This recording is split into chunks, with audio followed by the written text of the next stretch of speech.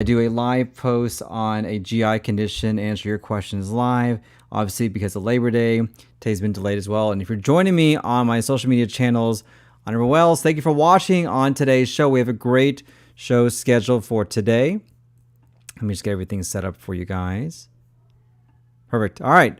Welcome to our Let's Talk About Poop. Sorry, let me do this again. So welcome to our Let's Talk About Poop podcast, where every week we do a deep dive into a topic and answer your questions live as well. So if you're joining for the first time, my name is Dr. Islam. I'm a board-certified gastroenterologist trained at the Mayo Clinic. I have over 10 years of treating patients with all sorts of GI issues.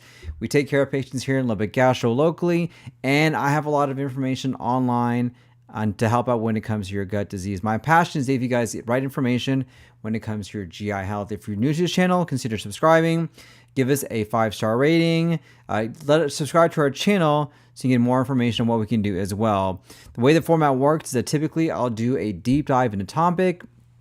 And if you're on the live stream, whether you're on any of the social media channels, we'll answer your questions you guys have for me as well. So we have a great show today. So today I got inspired to do a deep dive on a topic, IBD, inflammatory bowel disease, Crohn's, and ulcer of colitis. I get a lot of patients who have these conditions that may be confused about exactly what is going on. Why do they have these conditions? How do we diagnose this? So I'm going to do a deep dive on this. This is going to be a longer podcast than what I normally have.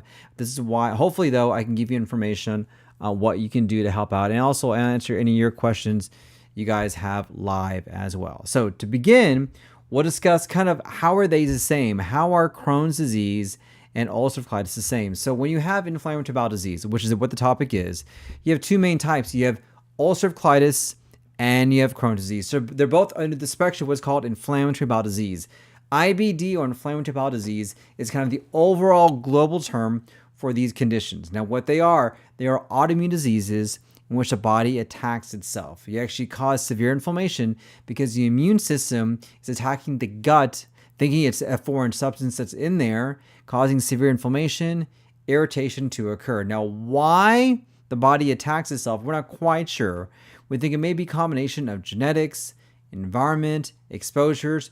We've not delved down deeply into this. But in both Crohn's disease and ulcer of colitis, this is what's going on. It's the autoimmune disease in which the body actually attacks itself to cause the symptoms and the irritation to occur. Now, for both conditions, because it's an autoimmune disease, commonly we need medical therapies to help treat the conditions. And you'll see whenever you look at these medications, you may have seen the commercials on the TV, that you have some medications that can treat both Crohn's and ulcer of colitis. You have some medications that can treat both, but with different dosages. One dose for UC, one dose for Crohn's disease. And you have other medications that can treat one and not the other.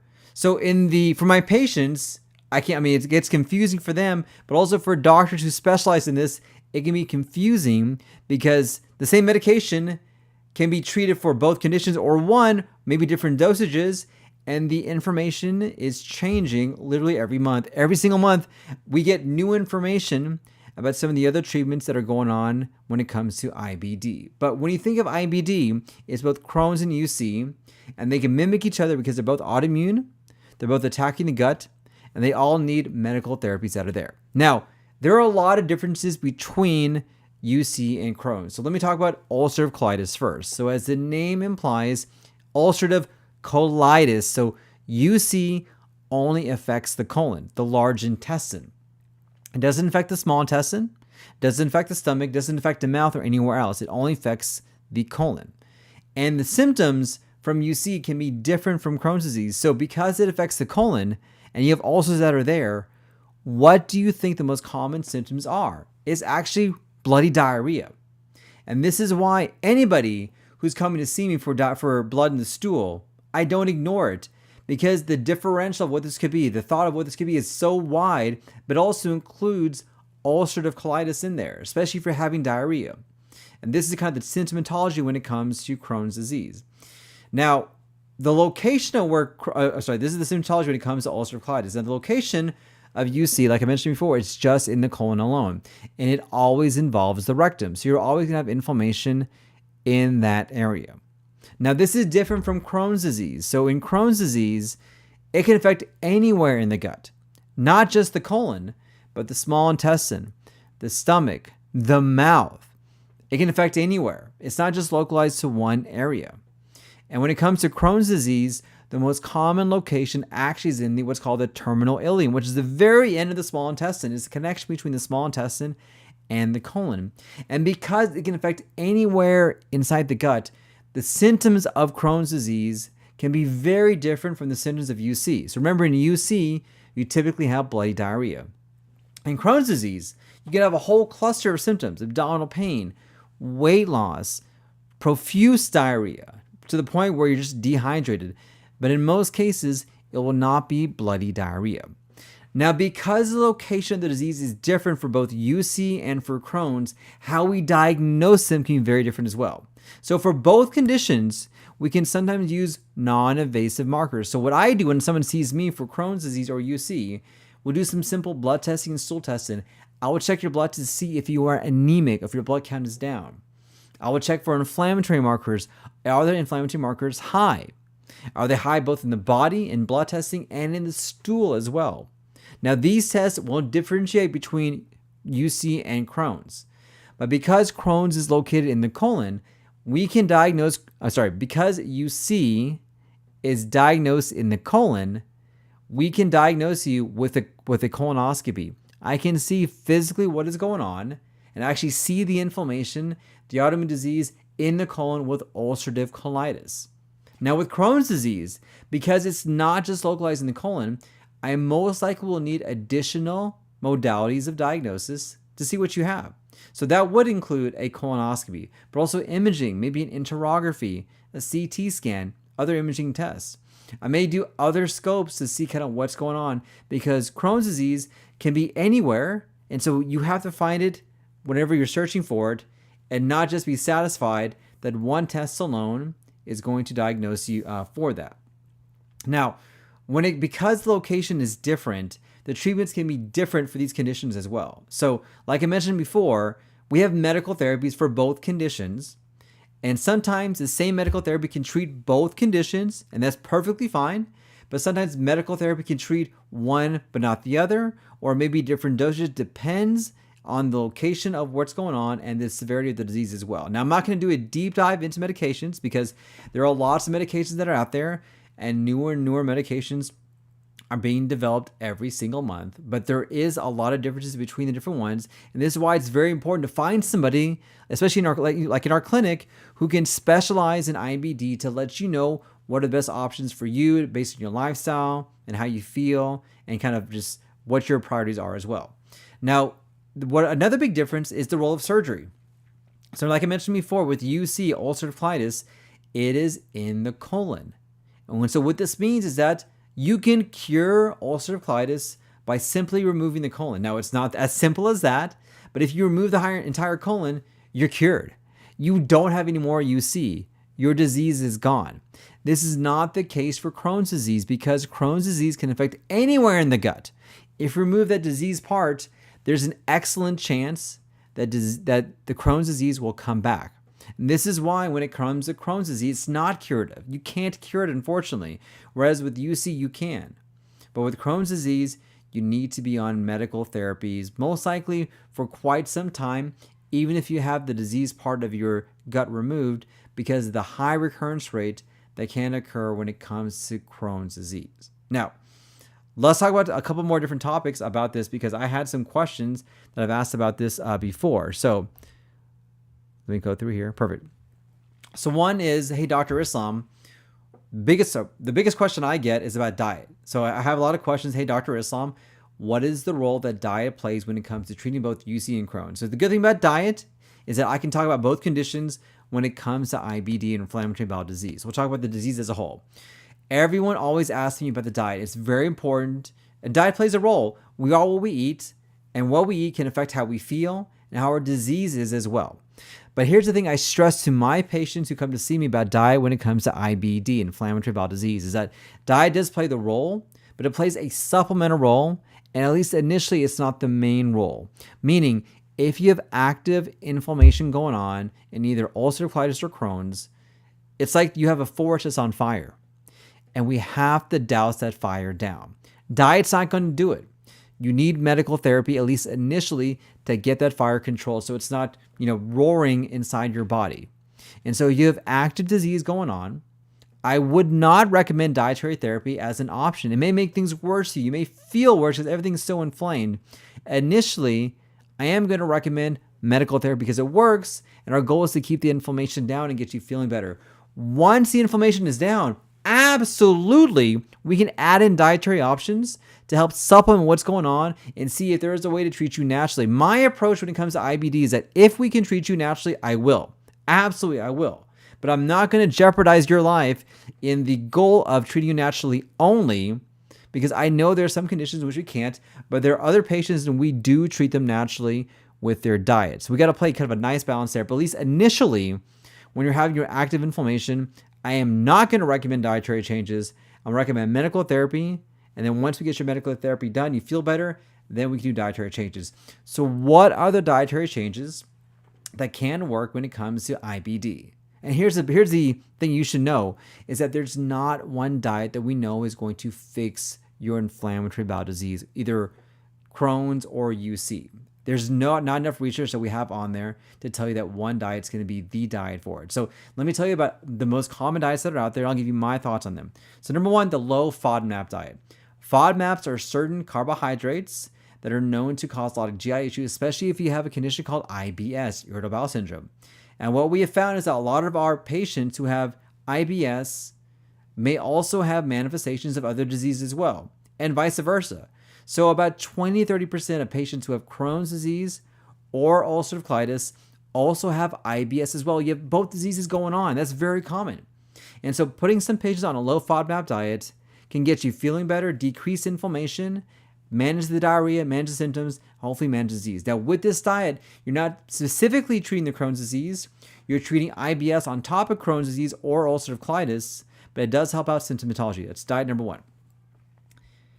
Diet number two is called the specific carbohydrate diet, or SCD. Now, in this diet, there are certain carbohydrates, specifically disaccharides and polysaccharides, that are known to cause gut dysbiosis or a change in the gut microbiome, leaky gut, for example. And these particular foods can make your IBD symptoms worse. Now, when you look at the data and the research behind this specific carbohydrate diet, there are some studies to suggest this can help out when it comes to inflammatory bowel disease, IBD. Now, it's not robust, and the problem when it comes to dietary options in the adult population is that it's hard to really follow somebody 24/7 and say you have to be on this diet and making sure they eat every single food on there. It's just practically not done. But to the best of our knowledge, this diet seems to be helpful. Now, the carbohydrates we do recommend maybe avoid include things like disaccharides and polysaccharides, but there is good evidence that this can help out specifically in Crohn's disease. The next diet is called the Crohn's Disease Exclusion Diet, or CDED. Now, what this diet is, it is specifically made to help minimize the foods that we think can cause inflammation, specifically for Crohn's disease. Now, you can also use this for UC, but this diet was made for Crohn's disease. Now, when it comes to this particular diet, we're seeing some good evidence that this diet actually does help manage the disease process. And with the help of nutritionists, which I recommend for all of these diets, no matter what, if you want to try it, because don't try it at home. That's going to be difficult for you. It's going to be painful and very restrictive. But for a lot of our patients who are on this diet, it does help out when it comes to inflammation. And the data seems to be very robust in this. So what are the foods you should avoid in this diet? Once again, I have to stress, I do not want you to be on this diet if you don't have the help of nutritionists. You need to get that. So foods to avoid include things like processed foods, or foods that have a lot of additives or emulsifiers in them. Foods that are high in red meat, so beef and pork, are foods you should not be on. Certain grains should be avoided, so things like gluten or grain or other grains just like that. Certain dairy products like lactose should be avoided as well. And foods you want to add in this diet include lean proteins, so things like chicken, fish, turkey, maybe dairy-free types of alternatives, foods that are not processed, that don't have emulsifiers or additives. But once again, it can be a hard diet to do, but the evidence does seem to suggest it can help out when it comes to gut issues as well. Two more diets, which I've seen evidence. The next diet is called the Anti-Inflammatory Diet, or the IBD-AID diet. the anti-inflammatory diet. You may have seen this on social media. There actually is some good evidence based on research that this diet can help out when it comes to inflammatory bowel disease. So it's a little bit more broad than the specific carbohydrate diet. It's actually a kind of offshoot of that, because in this particular diet, you're adding both prebiotic foods and probiotic foods to help change the gut microbiome. So the idea with this diet is that the gut microbiome is the root cause of why you're having the issues and you're having your symptoms. And by adding more prebiotic foods and probiotic foods, you're able to manipulate that better and hopefully get your symptoms taken care of as well. And I found that this to be a very effective option when it comes to our patients. Now, with all these diets, they're good. There's good things and bad things about them. And with all of them, you do need the help of nutritionists. Now, these are not the diets that I recommend for all my patients with IBD, because I'll tell you what I recommend as a Mayo Clinic trained GI doctor. For all my patients of GI issues, including IBD, Crohn's, and UC, I recommend the Mediterranean diet. By far, this has the best overall evidence when it comes to gut health and your overall health as well. This is a diet that's well studied. It's been around for a long time. We have a lot of good data on this, and it helps out with all sorts of conditions. This is the way to eat. Normally, it's the way I eat myself. I recommend for my patients who have inflammatory bowel disease to eat. It's high in fish, high in healthy fats, high in nuts, high in plants and vegetables. It works great. So, and this is one that you really don't need the help of nutrition. There's so much information out there. It's common sense. So this is the diet that I recommend when it comes to IBD and treating your condition. And if you're watching this video, this is the diet I recommend for you to talk to your doctor about, at least find out kind of what we can do to optimize your dietary therapy to get you feeling better. Now, if you have any questions when it comes to dietary options about IBD, comment down below. I would love to hear what you guys have to say and what we can do to hopefully help out when it comes to your diet issues for both UC and for Crohn's disease. All right, next question. Hey, Dr. Islam, I've heard about IBS. I've heard about IBD. What is the difference? So one letter, IBS versus IBD, is a world of a difference when it comes to symptomatology. So IBS is a very common condition in which you have a change in your gut microbiome or some changes in the underlying inflammation that can lead to constipation, diarrhea, bloating, abdominal pain, things like that. IBS is a very common condition. A lot of people have this. Now, with IBS, there's no actual anatomical issue that we can see, either with blood testing, stool testing, or with scopes. So meaning everything can look normal to us. It doesn't minimize your symptoms at all, but there's nothing that we can physically see what's going on, nor is it an autoimmune disease in which your body attacks itself. And more patients have IBS than IBD. Very different from IBD. IBD, I can see inflammation, either with blood testing, you're anemic, or your inflammatory markers are high, with stool testing, with your inflammatory markers being high, or with the scopes, or with imaging. I can see actual inflammation with our eyes to see what's going on. And so the treatment for both are very, very different. For IBS, we have a lot of treatments we can do. We have medical therapies, we have supplements, we have herbal therapies, we have diet. Pick one, see what works, and try and use that. For IBD, we're very limited, meaning we have good therapies, but they tend to suppress the body in some way, but they work. And we use this in conjunction with dietary options to help control your inflammation. When it comes to IBD, there really isn't a choice, at least initially, for what to do. Medical therapy is the route that we want to go down. Whereas for IBS, you have that possibility of changing that choice to see what we can do to get you feeling better. Now, they're complete opposites, and so I don't want you to confuse the two, because I have patients who come to see me and say, hey, Dr. Islam, I think I was diagnosed with IBS or IBD. I don't know. It was something. And so I'm thinking, oh my gosh, it's a huge change. I need to figure out which one it is, because the therapies are vastly different for one versus the other. And so it's very important to know that. All right, next topic. Hey, Dr. Islam, when it comes to IBD, can stress affect my Crohn's or ulcerative colitis? And the answer is 100% it can. There is a connection between the brain and the gut. It's called the brain-gut axis. It is real. And I have had patients who are doing well that all of a sudden they're in the middle of finals or students, or they have a stressful event at work, and all of a sudden they're flaring with their symptoms. They have worsening pain, worsening diarrhea, worsening blood, worsening inflammation, and it's because of stress. There is a connection between here and here, and it's called the brain-gut axis. It's real, it is legitimate, and it causes a lot of complications for my patients. And what I tell my individuals who have IBD, Crohn's or UC, is that you need to find a way to manage your stress. You just have to, because it's part and parcel of the disease. And if you can't find a way to manage the stress, it's going to make it more difficult for us to treat you naturally.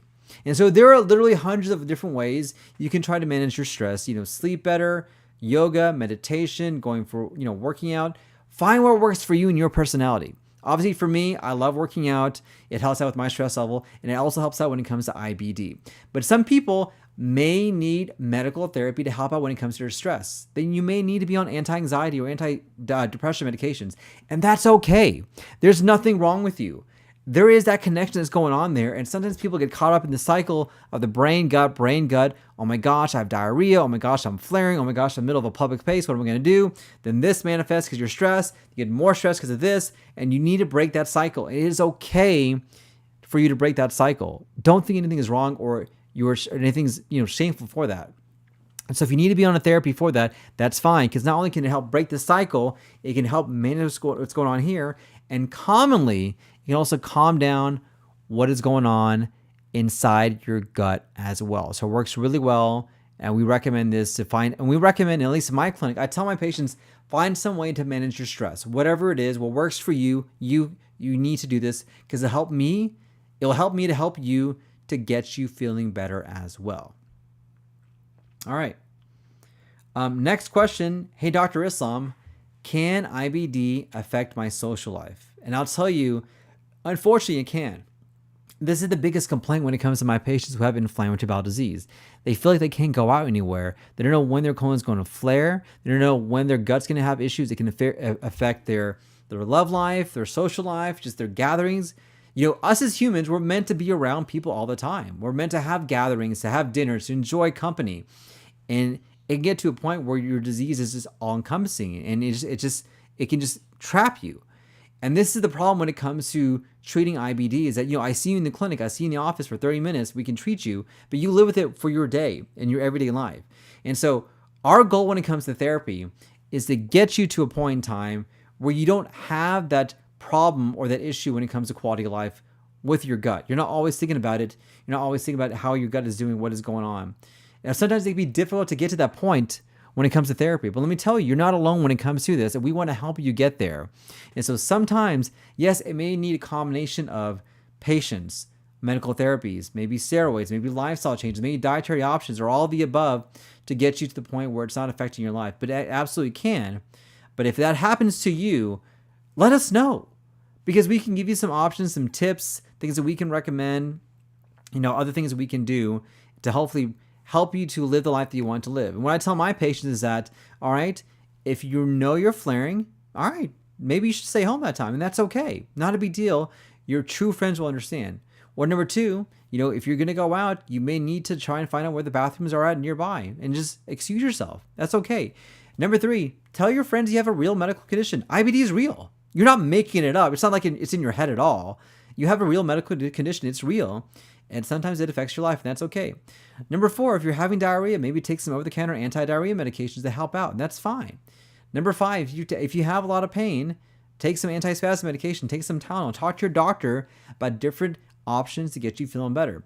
There are approaches that we can do to get you feeling better so you're not having your IBD control your life and you're controlling it instead. That's what the goal that we want to do when it comes to treating your IBD. So I hope this is a good video. I try to do a deep dive. I hope this is a good podcast. I try to really do a deep dive on the questions that I get when it comes to inflammatory bowel disease, Crohn's, and UC.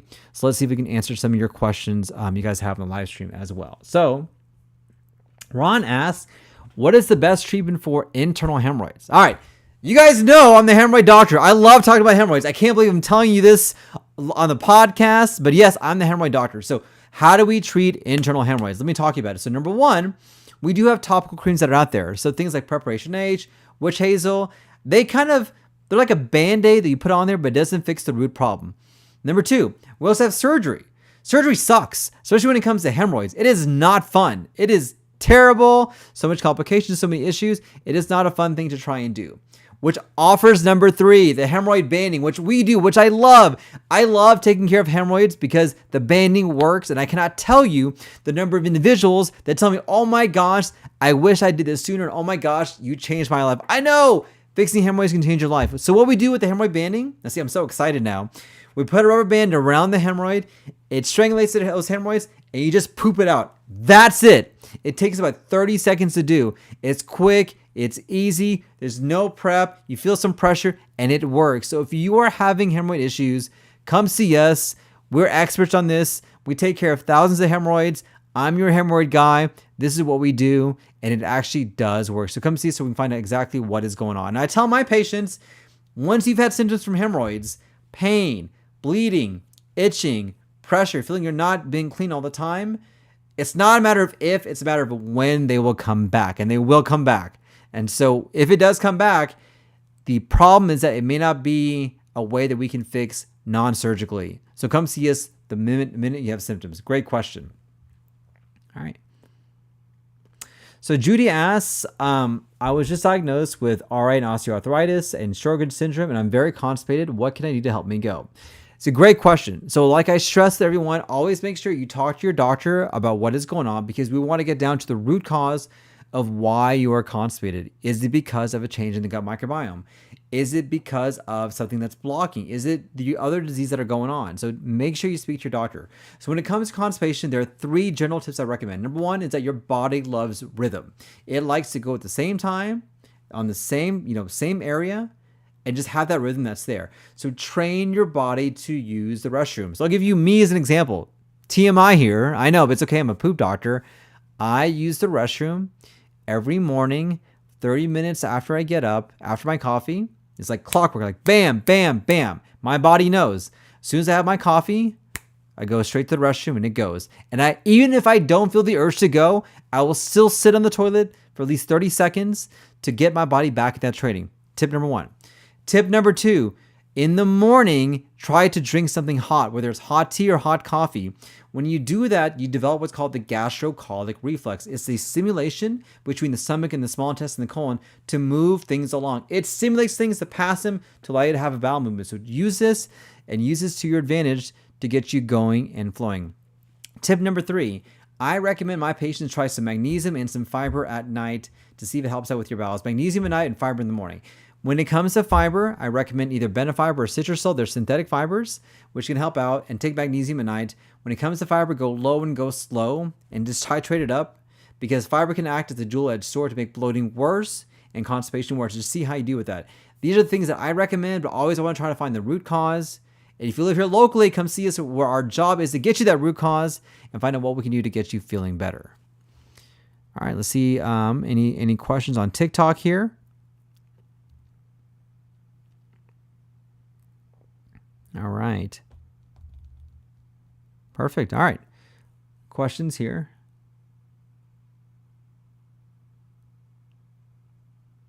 Perfect. All right. All right, guys. Perfect. I think we did some good here. Oh, now here's a question. Hey, Dr. Islam. I have heartburn, but my acid medications are not helping. What is going on? All right. So this is a very common question that I get from a lot of patients. They're like, all right, I take an acid reflux medication to treat heartburn. Yeah, I'm not feeling better. Why is that the case? Well, there's a couple reasons why. The first thing I always ask is, are you taking your heartburn medications correctly? So in the vast majority of people, you need to take it 30 minutes before your first meal. And in the vast majority of pills, this is how you have to take it. A lot of patients take it either as needed, they take it after dinner, they take it who knows when, but you have to take it 30 minutes before you eat. Number 2, are you on the right dosage or the right pill? Now, there's not a real difference between each different acid medication. However, people metabolize the medications differently. So sometimes a mere switch from one medication to another can be beneficial. But also number 3, is there a reason you're not responding? Is there an anatomical reason? Is there a hernia? Is there something else going on? Is there an ulcer that's going on that's making you feel like you don't have the right options for therapy? And if that's the case, we may want to investigate what's going on. So if someone's coming to see me and say, hey, Dr. Islam, my medication's not responding, what do I do? Here's my approach. Number 1, I make sure you're taking it appropriately. Are you taking it 30 minutes before your first meal? Number 2, I'll try to switch you to a different medication. And then number 3, I'll probably take a look with an upper scope so I can see if there's an anatomical reason why you're not responding to hopefully get you feeling better. This is my approach that I do when it comes to non-responsive people who are on a medication who are not getting better as well. All right, guys. Perfect. That was a great show today. Yay! I want to thank you for watching. If you haven't already, smash that like button. If you like what you see, if you like what you hear, give us a 5-star rating here in Lubbock Gastro. And if you're locally in Lubbock, Texas, come see us. We can find out what's going on and get you taken care of. And thank you for watching. I'll see you guys on next week's podcast.